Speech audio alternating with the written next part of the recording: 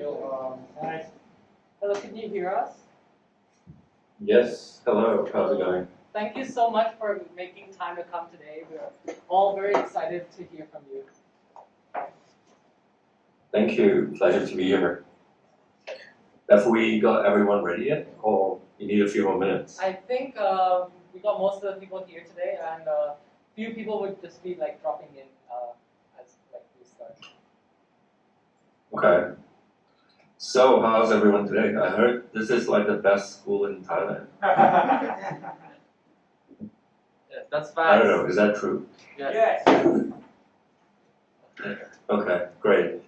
Worth my time then. Anyway, my name is Pav. I'm the Chief Legal Officer of Zipmex, which hopefully is a company you guys are aware and familiar with. So, just a brief intro. As Chief Legal Officer, like my job is to make sure that everything the company is doing works and complies and wouldn't get us fined or into any kind of trouble anywhere that we operate. So we currently operate in a few countries, Singapore, Thailand, Australia, as well as Indonesia. And we also do accept through the Singapore platform like customers from a lot of different countries around the world. So basically anything that the company wants to do, whether it's roll out a new product or it's deal with a customer dispute or a HR issue, get into contractual agreements with partners, vendors, marketing type like influencers, anything that comes to the legal and compliance department to look at to make sure that whatever we're doing is okay. Yeah, so that's the brief introduction from my end.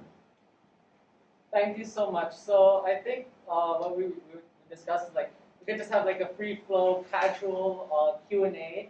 So if you have any Sure. questions you would like to ask Mr. Pav Gill, please go ahead. Does anyone have any questions now? Yes, Hayden. Please speak up. So what I'm getting here, you mostly like deal with like other customers and like do you yourself like also deal like with crypto? Like do you also like trade crypto? Yeah, so it's quite interesting because I've been working for about, I don't know, 13, 14 years now. I'm actually only 39 years old. Well, in May this year, despite my white hair.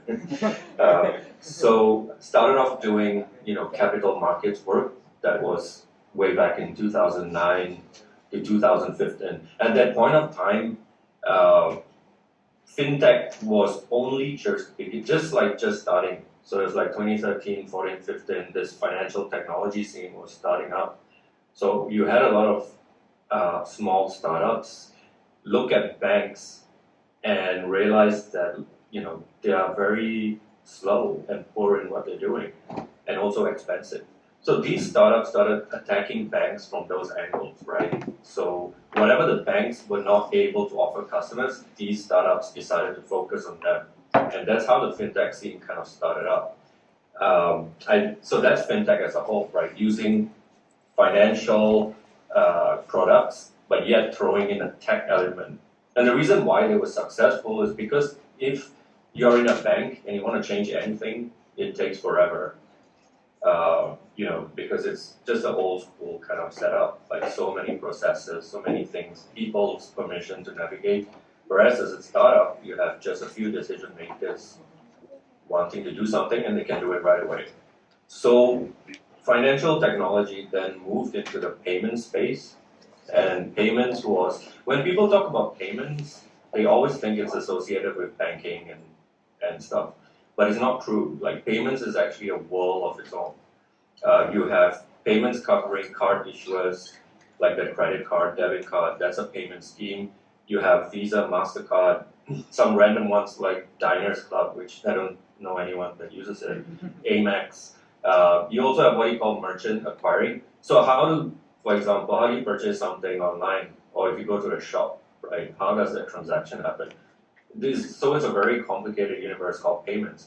And then what happened is from payments, crypto came about, and it's also a funny story because 3 years ago when I was doing pure payments, And I used to look at the crypto guys, and everyone used to get upset with them. They're like, who are these weird guys, like, forever trying to be cool, right? Asking all the silly questions with their Bitcoin and whatever. But what no one realized is 3 years from that point of time until today, those are the sexiest guys in the room. Like, everyone wants to be in the scene. And I was lucky enough to make that leap into crypto, and it was a crazy learning process. So it involves understanding blockchain technology, understanding the differences between stable coins, utility tokens, cryptocurrencies per se, for example, Bitcoin. Are these currencies?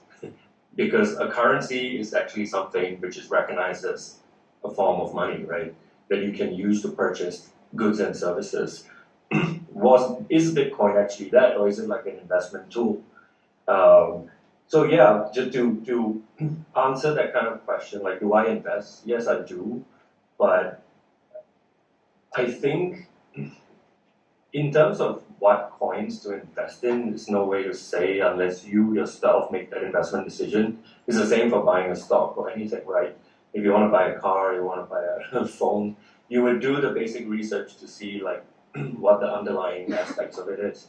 Are, and it's the same for coins. So that's how I think all investment decisions should be made. Thank you for that wonderful answer. So, do we have any more questions? Yes, Jack, go ahead. How do you think blockchain technology will develop, and how will regulations and laws be adjusted to adapt to that development in blockchain technology? Do you think they'll sanction the blockchain technology, or do you think they'll try and like adjust it so it accommodates the blockchain technology? So could the question be repeated, Chris? Maybe. Yeah, Jack, come closer. Okay. So first I said, how do you think blockchain technology will develop in the future, and how will laws and regulations be adjusted to adapt to that development in blockchain technology? Okay. Yeah. So this is a classic example of how technology is the one that's leading the way, and regulation is kind of playing catch up. In the traditional finance world, what used to happen is you would have like very old banking laws, sometimes drafted in late 1800 something. Every few years they'll be amended because some wise guy will find a loophole, and then a draft bill would be enacted to fix that loophole. So everything was quite stable, and then you had new products being invented by big banks like Goldman Sachs and Morgan Stanley. And if you have some historical knowledge, you will also realize that a lot of these funky products resulted in a few economic crises and crashes, like the subprime mortgage crisis of the 90s, or was it 2000s? Can't remember. So with the fintech firms that popped up, they actually wanted to be operating in the gray. So fintech's original selling point was that because they're taking only small aspects of what the banks are doing, which is a regulated industry, the question is, should they be regulated as well, right? And regulators didn't know the answer to the question. So, of course, everyone kept trying to pull them into the whole traditional legal system. So they were saying, yes, even though you're doing an aspect of what we are doing, what the banks are doing, you still somehow need to be regulated because you're dealing with people's money. But that took a very long time to think about because you had so many of these firms popping up doing so many different aspects. For example, cybersecurity, right, or data privacy and protection. This is a very new concept. For example, in Thailand, it's only being implemented now in June. But yet you're talking about all these firms having access to customers' personal data. So crypto was even more to the extreme. Like with the sudden boom of Bitcoin and the adoption of blockchain technology, this was completely new because you're talking about a completely new revolutionary product, which no regulator could foresee, like 10 years ago, 20 years ago. or even if they did suspect it would happen, no one would have expected how it took place, like what currently, it's worth like trillions, right?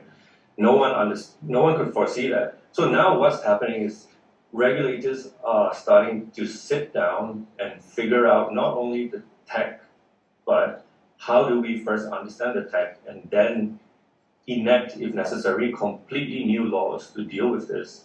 And it's okay if you do that, but it's not stagnant, right? Like every day something's happening. Like if you look at the last 1-2 years, no one had Web3, no one knew what NFTs were, they didn't exist, no one had a metaverse concept.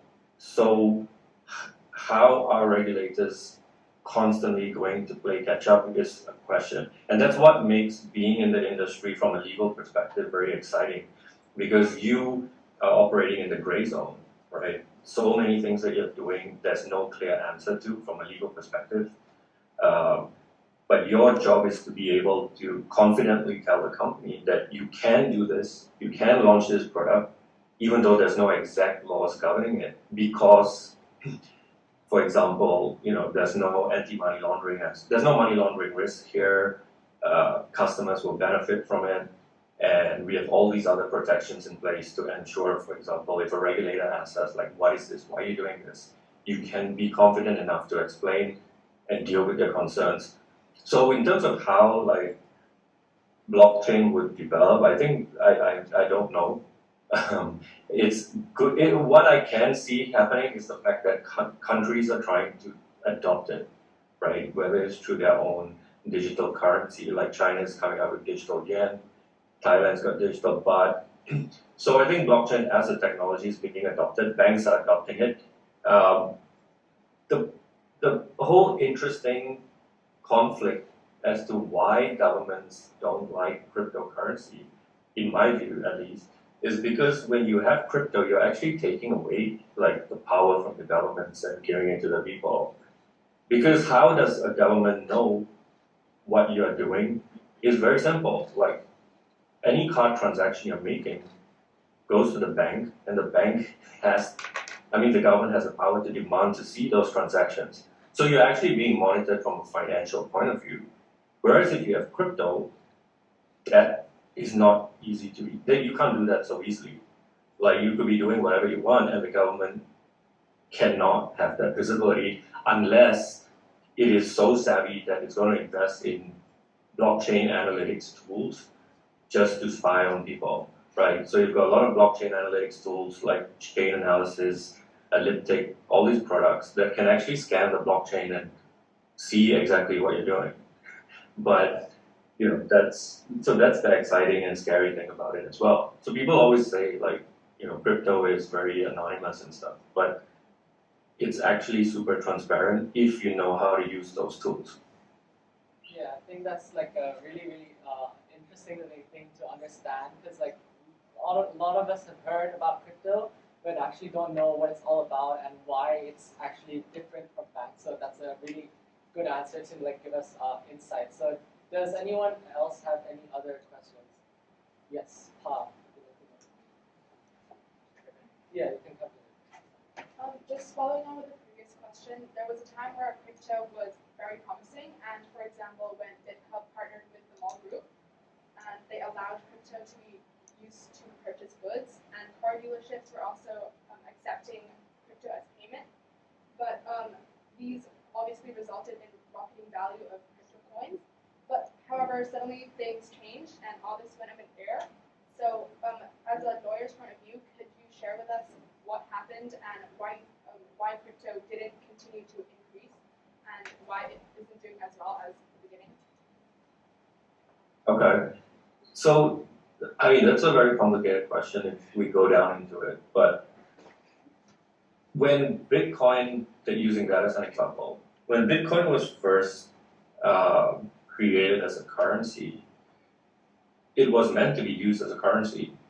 So, why is that different? Because if you look at currencies and Bitcoin and investment products, they are completely opposite in terms of objectives. And why do I say that? Is because when you look at a currency, you want it to be stable, right? Like a buyer and a seller of a good wants to have a stable currency or medium of reference, which is like US dollars or Thai baht. So if you are a seller of cars, you want to be certain what the purchase price of the car that you created is, and how much you can sell it for, and then how much you can as a result earn, right? And as a buyer, you want to have that certainty that if you put aside X amount of money, you can buy that car. The problem is that Bitcoin had morphed from that philosophy as a currency to being more of an investment tool.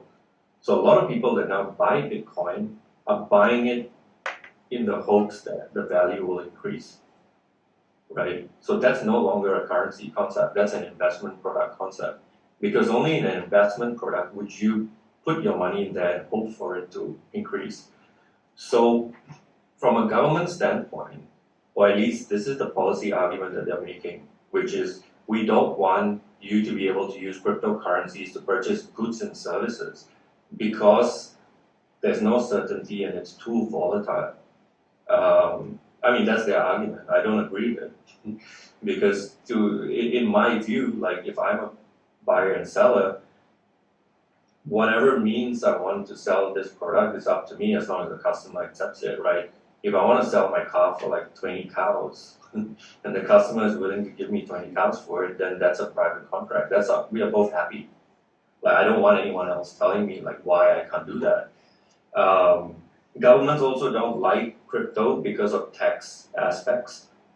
So they don't know how to earn money off that. Because in a traditional payment setting, you can charge goods and services tax on the item, very flat, like maybe 7% tax is applied. Everyone knows like what's going to happen. Whereas in a crypto sense, like you can't. Imagine if you charge like 7% tax on a purchase of 1 Bitcoin, and then that Bitcoin value increased to like double in the next 2 months. Like imagine the tax hit on the person paying, having to declare that. It's all these complicated issues which are forming policy arguments in governments to prevent crypto from being used as a means of payment.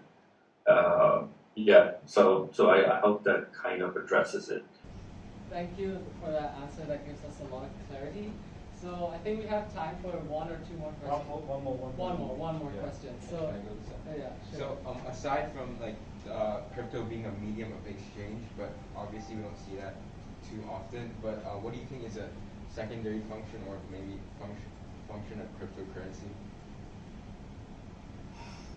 I mean, it's an investment tool. Like they're all investment products. The way they're currently being positioned, and I think that's why they're very risky as well.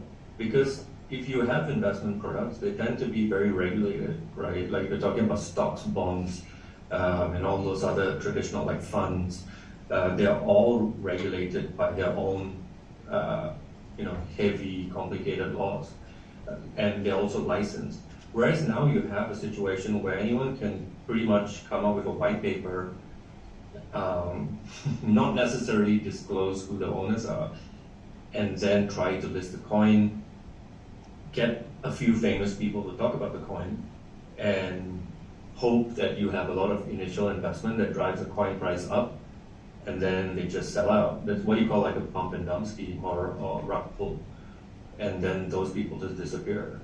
So I think that's why, as an investment product, which is one of its uses, governments are very against it, and they keep telling everyone to be aware of it. I think in terms of other uses, it's not crypto per se, but more blockchain technology. Like what can you use it for?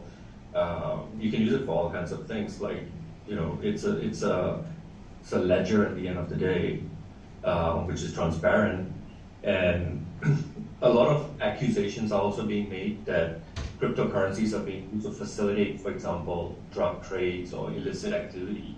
That's one of the secondary, if you want to consider, use cases that people like to talk about. But it's not true because, again, with all these analytical tools, if you look at statistics, only 15% of transactions, for example, last year, were used in crypto for illicit activities. It's really not so. It's really an overkill the way the fears are being generated. On that, and a lot of this depends again, right? Are you going to sign up with a licensed exchange? If you are a licensed exchange, what are your obligations? And there's this new thing that's kicking in globally called the travel rule. And what the travel rule says is it imposes on all licensed exchanges and what you call VASPs, which is virtual asset service providers. So anyone that's facilitating moving, like storing and moving crypto from one wallet to another, the minute the what the travel rule says is you need to identify each part of the way who the sender and the receiver is going to be. So that way, no matter how many chains are going through, each VASP has to report that. So there's just no escape. Like, it's as transparent as it gets. And for your info, that trigger to make that reporting requirement is only about $1,500. It's not like 20,000 like a traditional banking one, where you need to declare your source of funds and stuff. Yeah, I think we need to end it here because we're on a time crunch now. So thank you so much for giving that valuable insight, and I think we all learned something very valuable here and got like at least one or two things that we could like use to be handy when investing, like learning about crypto and blockchain and the future of it. And we really like to thank you for giving your time here and giving us this knowledge. And just thank you so much for. Thank you.